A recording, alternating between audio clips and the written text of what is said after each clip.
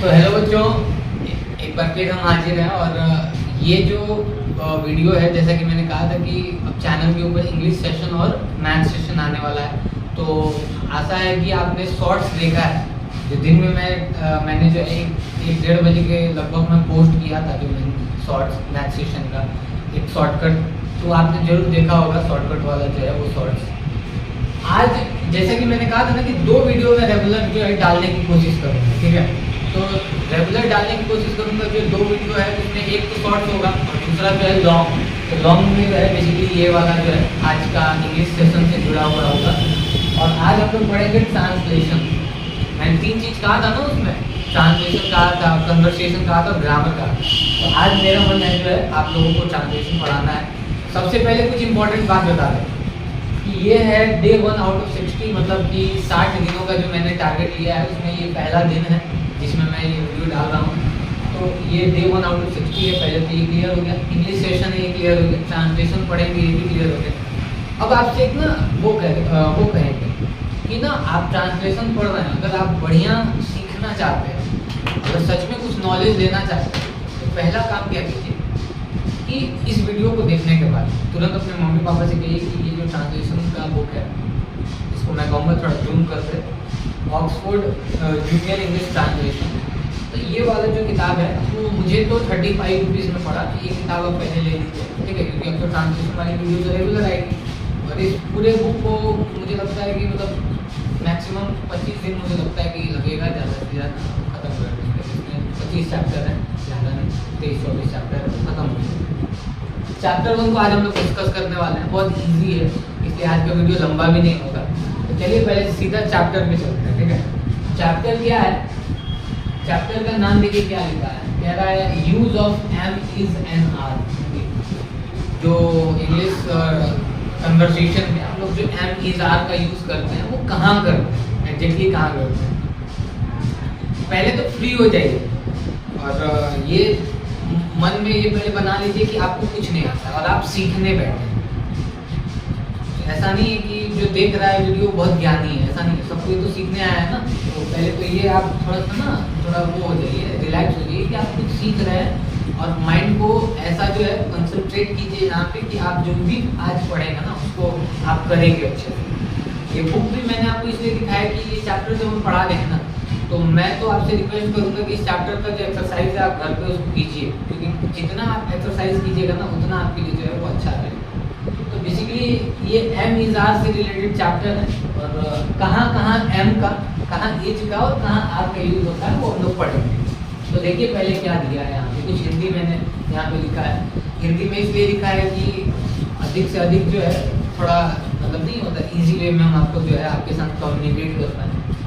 लिखा है कि जब किसी वाक्य के अंत में हूँ, है, हो या है रहे, जैसे खाता हूँ, जाता हूँ, हाँ क्या नाम है, तुम जाते हो, ऐसा करके, मैं जाता हूँ या वो जाता है, ऐसा करके जिसके अंत में हूँ रहे, है रहे, हो रहे और या है रहे मुख्य क्रिया के रूप में जो है रहता है, तब वाक्य में कर्ता के अनुसार करता क्या है, तो जो उस पूरे सेंटेंस में जो है ना जो काम करता है, कर्ता का मतलब सिंपल सा एक चीज बता रहे हैं। जैसे राम आम खाता है, यहाँ पे देखिए खाने का काम कौन करता है, राम करता है ना। तो बेसिकली कर्ता बहुत इजी है, जो काम करता है। तो कर्ता के अनुसार जो है वो एम इज और आर का जो है प्रयोग होता है। और कह रहे हैं कि जैसा आप नीचे दिए गए उदाहरणों में पाए, एक टेबल छोटा सा मैंने बनाया, उस टेबल से आपको और इजी तरीके से समझ में आएगा कि कहाँ इज का, कहाँ एम का और कहाँ आर का प्रयोग है। देखिए पहले तो मैंने पर्सन लिखा, यहाँ सिंगुलर लिखा, यहाँ प्लूरल लिखा। अच्छा, कौन से ऐसे स्टूडेंट हैं जिनको सिंगुलर, प्लूरल या पर्सन के बारे में नहीं मालूम? अगर जिसको नहीं मालूम है वो कमेंट में पहले लिखे कि हाँ हमको सब नहीं मालूम। अगर आप लिखिएगा तो मैं इसके ऊपर जो है कल एक छोटा सा कह सकते हैं, इसके ऊपर ही एक ग्रामर सेशन के मतलब ग्रामर के ही ऊपर जो है एक छोटा सा वीडियो डाल दूँगा जिसमें मैं पर्सन, सिंगुलर और प्लूरल के बारे में अच्छे से समझाऊंगा, ठीक है। तो नहीं आता है तो बाकी तो हमको नहीं लगता कि अभी के टाइम में किसी को नहीं आता हो। अगर नहीं आता है तो हम चिंता मत कीजिए, हम आपको समझा देंगे। पर्सन में 3 पर्सन होते हैं, फर्स्ट पर्सन, सेकंड पर्सन और थर्ड पर्सन। यानी कि फर्स्ट पर्सन को हिंदी में हम लोग प्रथम पुरुष भी कहते हैं, सेकंड वाले को मध्यम पुरुष भी कहते हैं और थर्ड वाले को उत्तम पुरुष भी कहा जाता है। सिंगुलर मतलब होता है, अगर मैं आसान कर दूं आपको तो एक, सिंगुलर मतलब एक, और प्लूरल में अगर मैं आपके लिए कुछ लिख दूं तो वो है अनेक। सिंगुलर मतलब जहाँ कोई चीज़ एक हो, जैसे अगर तरबूज की बात हो तो समझ में आता है तरबूज मतलब एक तरबूज, और वही अगर मैं कहूँ तरबूजे, इसका मतलब है बहुत सारे तरबूज, मतलब वहाँ पे बहुत सारे हैं। तो एक अनेक सिंगुलर प्लूरल होता है। आगे अगर आपको नहीं समझ में आएगा तो बताइए, लिख दीजिए।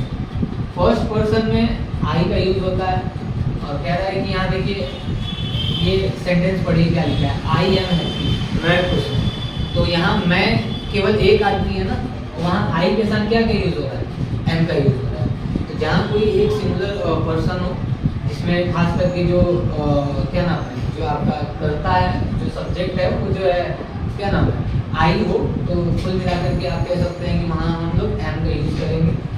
अगर वी रहे, वी कब रहता है, प्लूरल में रहता है। जैसे हम, वी का मतलब होता है हम, मैं का मतलब एक हुआ, एक मतलब सिंगल, और वी का मतलब हम मतलब बहुत सारे लोग, बहुत सारे लोग मतलब दो से अधिक हो सकता है। वहाँ पे 4 लोग बैठे, 6 लोग बैठे, तो जब 6 लोग की बात की जाएगी तो वहाँ पे हम लोग हम बोलेंगे ना, तो वी के साथ हमेशा आर का यूज होता है, ठीक है, दैट क्लियर।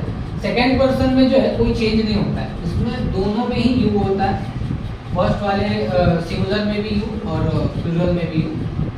इन दोनों नंबर्स में यू का जो ऑर्डर है वो चेंज नहीं होता। यू का मतलब तुम होता है, आप होता है, आप लोग होता है, तुम लोग होता है, ठीक है ना। और तुम्हारे यहाँ अलग है, योर हो जाता है, वहाँ पे तुम्हारा है, ठीक है। तो जहाँ यू रहे वहाँ पे समझ लीजिए कि आपको क्या का यूज करना है, आर का यूज करना है, इज दैट क्लियर। थर्ड वाले पे चलते हैं। थर्ड पर्सन को अच्छे से समझना है।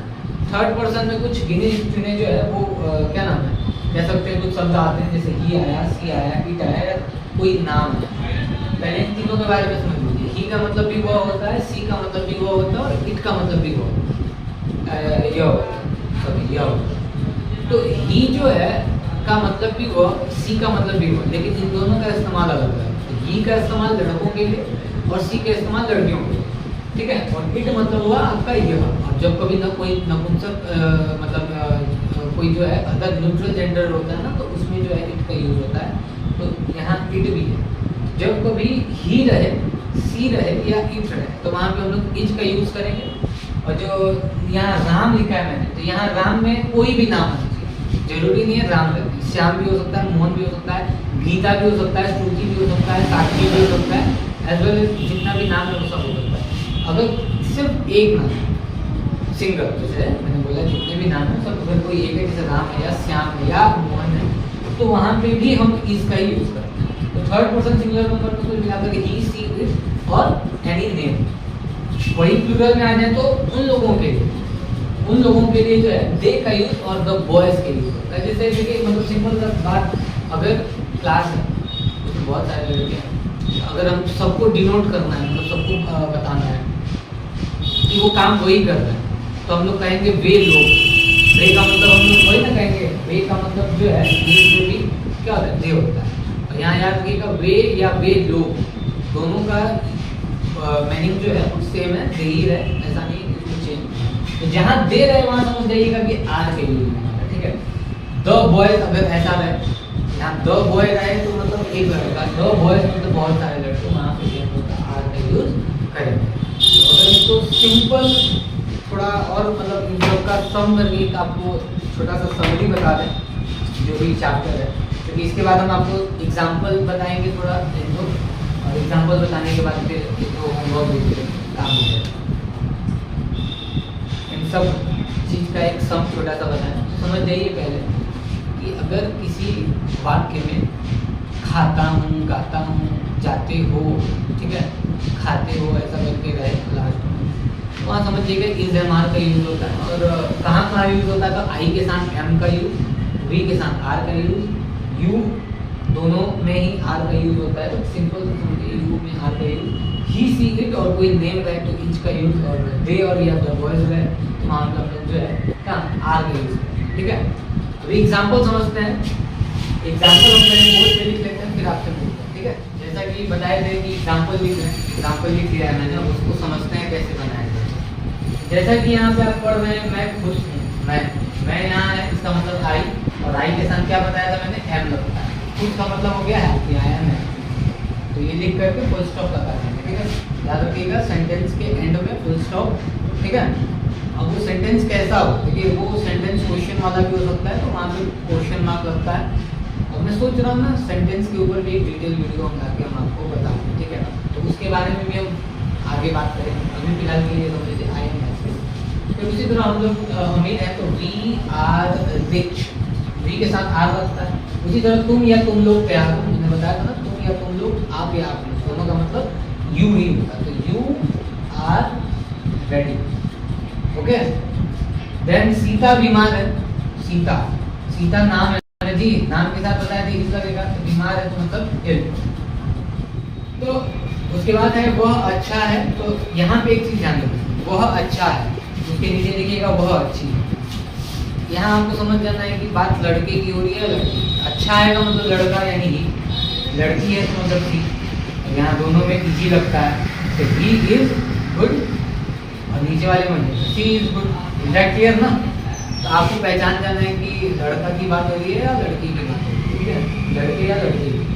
आगे बढ़ते हैं, वे लोग तैयार हैं, तो वे लोग हैं तो वे का होता है इंग्लिश वे के साथ लगता है आर, और तैयार है का मतलब होता है रेडी, दे आर रेडी। देखिए ना, आज का जो टॉपिक था उससे रिलेटेड जो एग्जांपल था वो मैंने बता दिया। यहाँ पे कुछ होमवर्क भी दे दिया है आपको, इसका आंसर आप कमेंट में बता सकते हैं, और हम तो कहेंगे बताइए। कल के वीडियो को बहुत लोगों ने प्यार दिया था, मतलब जो 6:45 PM वाला जो वीडियो डाला था मैंने, बहुत लोग जो है उसको प्यार दिया था। और लड़के हम देखें ना बेसब्री से इंतजार कर रहे थे, तो थैंक यू भाई सब किसी को, बहुत बहुत धन्यवाद। आप जो वीडियो देख रहे हैं ऐसे ही सपोर्ट दिखाइए, इस वाले वीडियो को भी पूरा देखिए और काम अच्छे से कीजिए। ये बुक बताया है ना मैंने, एकदम खरीद लेना है और इसको बनाते रहना है। आज ये एक्सरसाइज 1 से हम लोग किए हैं क्वेश्चन, तो एक्सरसाइज 1 आप लोग घर से बना सकते हैं। यहाँ एक बार फिर हम आपको बता दें, गर्मी में है, जैसे मैं तैयार हूँ, हम लोग गरीब हैं, वे लोग भूखे हैं, सुमन बीमार है और वह